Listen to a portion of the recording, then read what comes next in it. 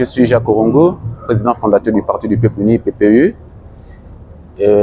admis à participer au dialogue national inclusif 2024. Voilà, vous êtes président de parti politique et vous prenez part actuellement au dialogue national inclusif.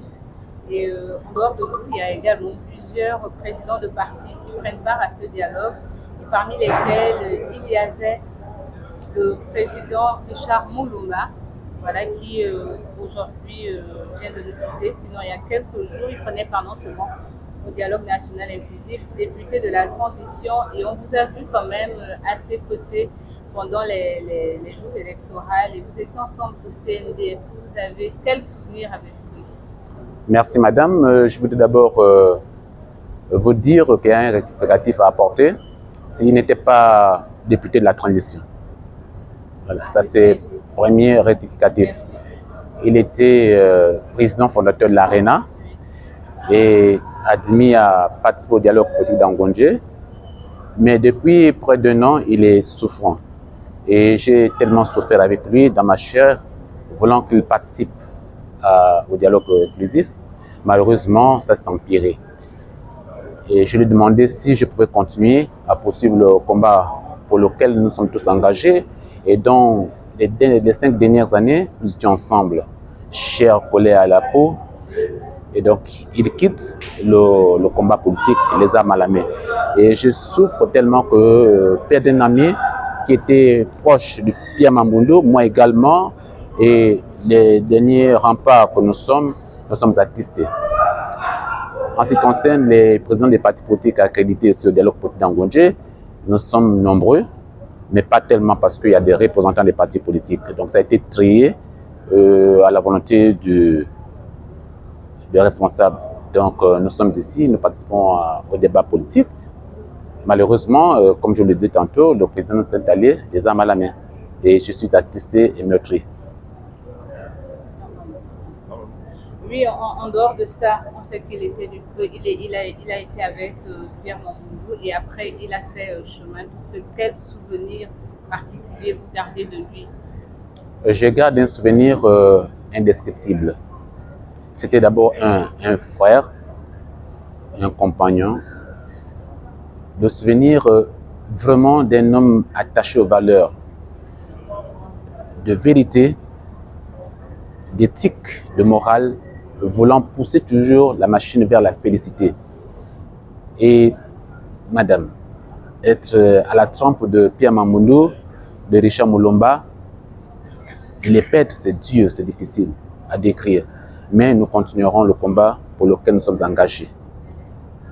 Mettre le Gabon au-dessus de tout ce que nous pouvons espérer.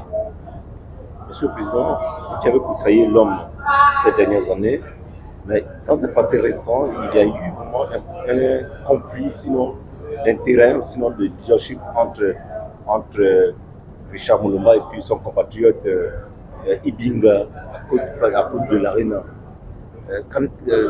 Qu'en est-il? Il y a un rectificatif chez vous, c'est pas Ibinga, c'est Ibwanga Simplis. Oui, c'était une personnalité aussi que je connaissais très bien, que je connais jusqu'à présent. Il y a eu divergence d'opinion, d'approche. Et j'ai dû convoquer mon cher frère cadet, Séraphin Ibwanga. Nous sommes retrouvés à proximité de chez moi.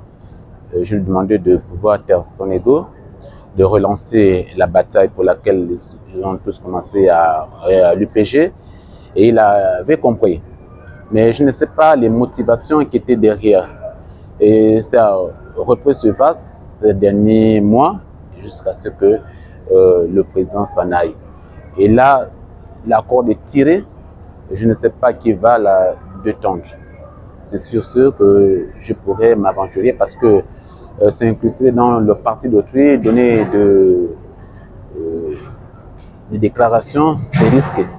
Même si j'ai été le dernier confident du président Richard Mulumba Mombo, mais je préfère garder ça d'abord pour moi-même. Si jamais il y a quelque chose à dire par-dessus tout, je le ferai en toute libéralité, sans me mordre la langue ou les dents. On va peut-être terminer. Vous disiez que vous allez continuer le combat, et aujourd'hui vous êtes au dialogue national inclusif qui se passe sous, on va dire, l'ère de la transition au Gabon, est-ce que ce n'est pas déjà un grand pas dans votre combat? Si je continue le combat, on ne lâche pas le combat. Je suis un homme engagé, donc nous avons espoir que les assises du dialogue avril 2024 porteront des fruits. Je le dis avec plus de dévouement, d'engagement, de certitude, parce que les résolutions, les débats au sein de commission donnent de l'espoir et je suis confiant.